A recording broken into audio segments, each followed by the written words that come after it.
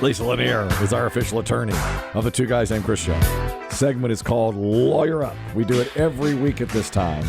She's with us going inside several different cases here on the docket today. Lisa Lanier, hello, and how are you? I'm fantastic. I hope you guys are. Doing very well, thank you. Great story to begin in my mind. There is a guy, his name's Felix Krause, 33 years old, Buffalo, New York, and he is suing Amazon because he says he was buying nitrous oxide canisters and then getting high doing whippets with the nitrous oxide canisters. And he says he ordered so many that Amazon had to know he wasn't using them properly. Duh. He was getting high, and now he feels really spacey, and he has memory loss. No. God, Amazon. Do your job. So he is blaming Amazon like you might blame a bartender who overserves you. And he says, I never used to be this dumb. No. Are you sure about that? He's like, I go downstairs to get something, and I don't have any idea what I would give How many here. computers do you think I was cleaning? Come on, Amazon. Lisa, I'm totally with him. What do you think? What do you think on this case? Totally with him. Oh, yes. So there are actually more than 40 of these lawsuits right now. They're against Amazon and a company called Galaxy Gas and a company called Happy Supply. Yes. And what they did is they put they basically sell these things in bulk. Number one, you can buy large quantities. And they're made to look like a soda can or like a candy wrapper or something. I mean, they don't look like a culinary, like a chef's tool. Right. They look like something that you're supposed to use or ingest or whatever.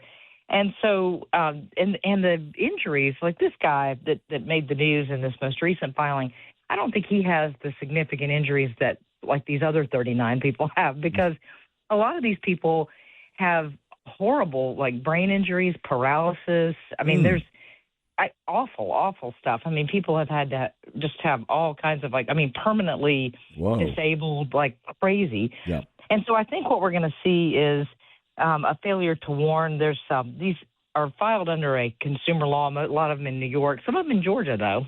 They're all over the place. But I think you're going to see a failure to warn. And this, you've seen this before, like where the courts cracked down on like vape back when it was kind of, tutti frutti flavors that was marketed to young people and that sort of thing. This is what's happening apparently with nitrous oxide, and it's very, very dangerous. And, these kids don't realize how dangerous it is. I mean, they know they're abusing a product, but they don't know how dangerous it is. And so I think that's where the failure to warn comes in. Now, usually there is an exemption from that under the law if you don't use an item for its intended purpose, if you use it for something else. Mm-hmm. But here, when they're marketing it in bulk and coloring it like a candy wrapper, it's, and it doesn't necessarily say that it's, although Amazon, the reason they're able to put it on their site, because normally you can't sell this stuff like this, right, is they're putting it under a culinary exception. So okay. We'll see. And that's Amazon's hope, is that the defense is that they're not using it as intended. But I think the way they've marketed it, this is what they were trying to achieve, is getting young people to think that, it was okay to do large numbers of these things. That's really low. I was the only one that defended the vape companies when they had that Tutti Frutti vape stuff out there. Yeah. I said, come on, buyer beware. But Lisa told me this is the worst side of history you've ever been on. Yeah, it was a bad take. Remember that day? One problem is that, and I don't know if this is true, but one of the things I read said that they have internal documents from Amazon executives showing that they knew that it was basically being sold to kids to vape. And so, or to whatever, inhale, huff, whip, whatever you call it. So that's what happens a lot of times in these products cases, that juries just tee off on these people, because there's usually like these internal memos that are like, teenagers are going to use this and damage their brains. And the executive is like, I don't care, sell thousands of them, and that's where we get these big verdicts, is, the juries are just like, they kill them. And going into this, I was totally like, look at this crazy guy. I was too. Suing Amazon. Yeah, right. And now I'm like, wait a second, maybe there's a point here. I know, but shouldn't there be at some point some common sense that comes in and say, look, I'm doing a whippet. Even as a teenager, if you're drinking as a teenager beer, you're doing the wrong thing. It's against the law. You know what I'm saying? Do they have some defense in that capacity? I think it's just the stupid human kind of quotient that we just, I don't think we realize how dumb some people are, especially young people whose brains aren't fully formed until they're like, 20-something? It's... I realize it. I've seen it up close. You have a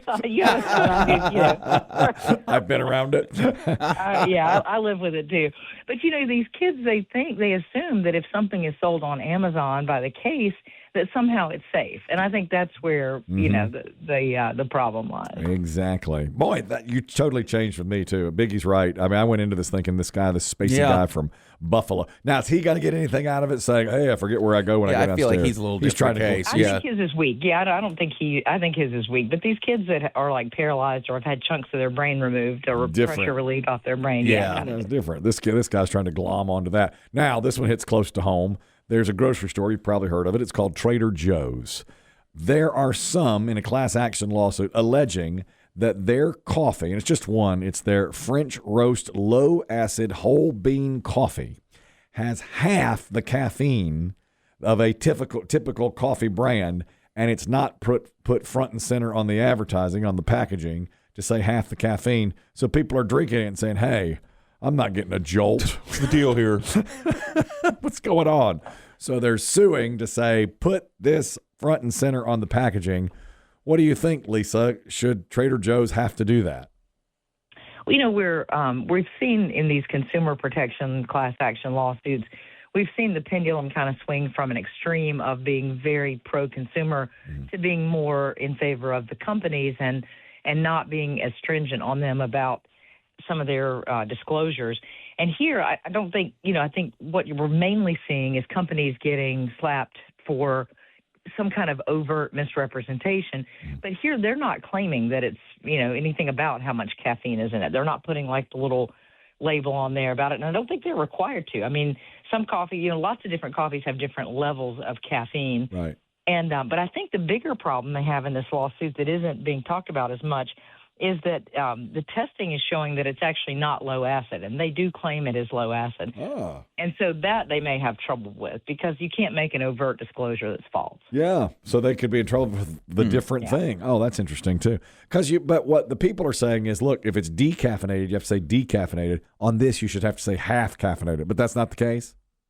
I'm not aware of a requirement that they disclose the caffeine level because I think lots of different coffees have varying levels. Now, I think companies typically do if something is less. They do, like you see the little cup symbol sometimes that say like, this is a half a cup. Or if it's really strong, it'll say like 2 or 3 little cups. Yes, that's right. I have seen that. In buying coffee for my wife, yeah. I've seen that. Warning, we have some international law. Lisa's on record that's saying during her international law courses, she played Battleship in the classroom with her friends. That's right. But I'm not going to need this. Splash. And by the way, she's a terrific Battleship player. Yeah. She's wonderful. Now, from Singapore, an 18-year-old student in Singapore is facing charges after he filmed himself licking a straw, then putting it back into a juice vending machine where others could get it. He posted that video online, so the place with the straws had to replace 500 straws, not knowing which one he licked, and they're ready to throw the book at him. And if memory serves, Singapore does not play. So what is he looking at? Singapore does not play at all. Right. We know that. Right. We know that. The reason we know that is that the United States was embroiled in a big controversy with Singapore in 1994. You may recall President Clinton even tried to intervene to save this kid. An American student there vandalized some cars, and he was sentenced to this awful caning that they do. Yep. And, people hear caning and they think, oh, it's just a switch, but it's not. It's this really awful public whipping thing that they do that like literally chunks of flesh fly off of you while they're, it's really horrendous. Yep. And, but they don't mess. And especially they have zero tolerance when it comes to hygiene and public safety. And so this kid, and his name, this kid was in trouble from his name. His name is Didier Gaspard Owen Maximilian. And Cane him. I want to cane him just from that. Yeah. Hit him. Hit him. Yeah. Let's see the chunks of flesh fly. Let's go. They're caning some kid named Maximilian. He's in some due. He faces 2 years incarceration for this. And he was just a douche. He went in, and these are cute little juice machines from a company called iJuice, and it's cute. But but the straws are like dispenser straws. Yep. And he literally licked it and stuck it back up in there, and then it was just. Yeah. And then he put himself out on his social media. Loser. Yeah. On a viral video. Yeah. So the whole world saw it. So this kid's in trouble. Is President Trump going to intervene as President Clinton did to try to help him out? I doubt it. I don't think so. Yeah. No, Trump will want to see it too. They still do.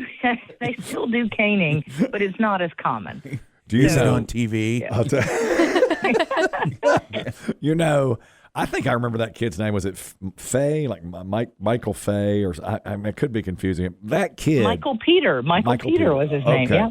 So I remember back then. I was on the radio then too in 1994, and I was like, he should have known the rules. Cane that kid. Cane him. I didn't care. I was all bloodthirsty. Cane him. I was ready to do it. And Lisa, do you remember what side were you on back? Because I've changed my mind now. I was like, now I'm older and soft, and I was like, oh no, I wouldn't want that if it was my kid. Yeah. Even though the guy did do some vandalism of cars, were you pro or con caning way back then, Lisa? I remember that case really well, and I was torn, as I still am today, because I'm a big law and order punish. I'm all for the death penalty and all that stuff, and I believe in punishing people, and I've been fairly strict with my kids growing up. I didn't cane them, but Yep. So I was really torn because the kid vandalized, like, as I recall, like 16 cars. Yes, or something. yeah. I kind of think he had it coming, and he was in their country. And they did cane him, didn't they? They did, yeah. I thought so, yeah. They should interview that kid today. I'm sure people have wanted to, but see what he's doing today. Another one from overseas. There is a tourist who was in Egypt. He's a 57-year-old man, and he was watching a show from a snake charmer. And during the show, and the way I'm reading it is like part of the act, the snake charmer allowed a cobra to crawl up the man's trousers. All right. Like, no big deal. No. It's it's part of the act. No problem. Well, the man started showing signs of distress because he'd been bitten by the cobra, and he died at the hospital at age 57 while his family was sitting there watching this snake show, and the cobra crawled all over him. Now, Lisa, they're investigating. It seems open and shut to me. This snake charmer they got to pay for this. What do you think? Well, it's complicated in a foreign country like that. Now, he was a tourist, but he was from Germany. Yep. And at first it seemed like Egyptian authorities weren't really doing much about it. And so then German authorities got involved, and we started to get like this kind of little small international conflict about it. And so now I think that they are taking it more seriously. This was in the man's hotel. I mean, this is like going on. It's like, so Egypt does have, they have tort laws, and you can recover for negligence and this sort of thing. But it's very complicated, especially when you are not, a resident of Egypt. And just crazy. Like, I mean, who the heck? I mean, yeah, really. No way. Yeah. Really? What are you going to recover from the snake charmer? I know the snake charmer is like they're not he's punishing charming him. Snakes in the hotel lobby. He's not really pulling But this in. happens a lot in Egypt, so much so that now they haven't enforced it very much. But this year, January of 2026, there was a ban on animal shows because, like, apparently every hotel, I've never been to Egypt, but a lot of the hotels have these wild animal shows in their lobby, and people are getting hurt right and left. And so they criminalized it, but they didn't seem to take it very seriously in this case until German authorities got involved. Yeah. Egypt is somewhere I've always wanted to visit. Really? Yes, because I'm fascinated by the pyramids, always have been. Mm-hmm. However, I have watched a ton of these like Instagram videos and reels. Mm-hmm. They have a real massive problem with like scammers Oh, yeah. around the pyramids, Oh, yeah. Pickpockets. Yeah. Apparently, it is not a great place to visit. You're a traveler, Lisa. Have you ever wanted to go to the pyramids? No way. No, not Egypt. Too many cobras. The pyramids would be great, but Egypt not so much. No, yeah. No thanks. Now, are you reading it the same way I am? That the snake charmer is like, oh, let him crawl up there. This is this is part of the show. That's insane. Yeah, I wouldn't have. First of all, I mean, I don't love snakes. I wouldn't have gotten anywhere near that. But no. Lord yeah, but I mean, yeah. There's a lot of countries like that I don't care a thing about. No. I like how Egypt just kind of let it go till the Germans got angry. Yeah, right. Egypt, nothing to see here. Yeah, some idiot let a snake up his pants. Oh, wait, the Germans are on the phone. Oh, God. Not Germany. They're talking, oh, crap. We have to deal with this now.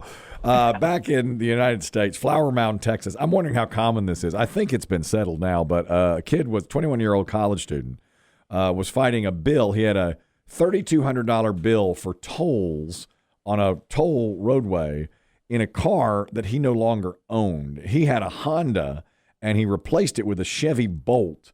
And a month later, he started getting toll bills from the North Texas Tollway, and his license plate was still on the old car, I guess. And so that there was a big mix-up. He wound up owing $3,200. It was a ton of red tape to get through. Does this kind of thing happen a lot, Lisa? How did he get out of it? Yeah, and what happened was that apparently he did not right away fill out some form that showed that there had been a transfer. And so that delay caused, him, basically the moral of the story is when you're turning in your tag, fill out all the paperwork, jump through all the hoops, do the red tape thing, because that's really what got him started on this. But then apparently even when he did fill it out, he was still getting charged. So they've resolved it, and I think they wiped out all the stuff after he turned in the proper transfer paperwork, but he's still on the hook for some of it where he didn't turn in the paperwork. Yeah, because and now when you get a new car, do you get you transfer your license plate over to the new car, don't you? Am I right on this? It depends. In some circumstances you do, and in other circumstances you just get a whole new tag, and it really varies. In this case, he was going to turn in his tag and get a whole new tag. Well, you see how often I buy a car. Yeah. Oh, Lisa, man. I'll tell you, he really threatened early this week to buy ready for this, an electric vehicle. I'm really considering this. Wow. Have you ever driven an electric vehicle, Lisa? I have, yeah. I don't, they don't have, my experience is most of them don't have great range, and that's the biggest concern I have is, like, if I'm driving to the beach, I don't want to have to stop for 20 minutes at a charging station. It is the concern. They are great. Yeah, it's the concern. I know, but I only drive basically here to work, work to home, pickleball, just around town. Yeah. And then, I was thinking if I got one, I was looking at the Chevy Equinox, and I loved it. I got to drive it to lunch, and I loved it. And my wife said, Biggie was saying, you can take your wife's car on the trip. But then later, my wife's like, but we want to take the electric vehicle on the trip. We don't want to have to buy gas. Yeah. And you're right. You do. I think the range is getting better on some of them. What's the range on the Equinox? The Equinox was about almost 300 miles. So you could make it to so you go to the beach. But the guy was telling, is it Wayne Thomas Chevrolet in Asheboro, and he was saying that it did it takes an hour to charge it up. Yeah. Oh, man. That's terrible. So that would just be a bummer. Yeah, but what they did was plan it around lunch, so you leave it charging while you go have lunch and go to the arcade. You just get it back up to where you need to get to your destination. But and the pickup on those things is really surprising. Back when they first came out, I was like, oh, there's no way they have the same kind of pickup that a gas engine does, but they do. I know, and it really translates into a lot of other things too. Like we're starting to buy, like we got a new chainsaw, we got an electric one, because.